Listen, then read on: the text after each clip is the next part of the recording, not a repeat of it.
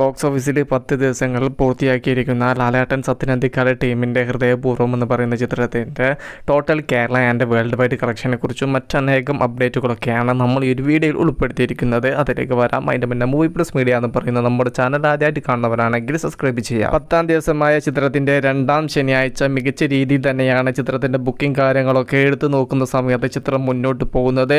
ഇന്ന് കുറേ ദിവസങ്ങൾക്ക് ശേഷം ഈ ഒരു ചിത്രം 3 കോടി രൂപ കേരളത്തിൽ നിന്ന് നേടും എന്ന് തന്നെയാണ് ചിത്രത്തിന്റെ ഇന്നത്തെ സ്റ്റാറ്റസിൽ നിന്നും വ്യക്തമാവുന്നത്. 9-ാം ദിവസമായ ഇന്നലെ വെള്ളിയാഴ്ച ചിത്രത്തിന് കേരള ബോക്സ് ഓഫീസിൽ നിന്നും 2,92,00,000 രൂപ നേടിയെടുക്കാൻ സാധിച്ചിട്ടുണ്ടായിരുന്നു. എന്നാൽ ഇന്നലത്തേതിന്റെ മുകളിൽ നിൽക്കുന്ന ബുക്കിംഗ് ഒക്കെ തന്നെയാണ് ഇന്ന് ശനിയാഴ്ച ചിത്രത്തിന് കേരള ബോക്സ് ഓഫീസിൽ അടക്കം കാണാൻ സാധിച്ചിട്ടുള്ളത്. അതുകൊണ്ട് തന്നെ 10-ാം ദിവസമായ ഇന്ന് ശനിയാഴ്ച കേരള ബോക്സ് ഓഫീസിൽ നിന്നും 3 കോടിക്ക് മുകളിലുള്ള കളക്ഷൻ ഉറപ്പിച്ചിരിക്കുകയാണ്. ലാലേട്ടൻ സത്യനന്ദിക്കാട് ടീമിന്റെ ഈ ഒരു ചിത്രത്തിന് 9 ദിവസങ്ങൾ കൊണ്ട് കേരള ബോക്സ് ഓഫീസിൽ നിന്നും 22,25,00,000 രൂപ നേടിയെടുക്കാൻ സാധിച്ചിട്ടുണ്ടായിരുന്നു.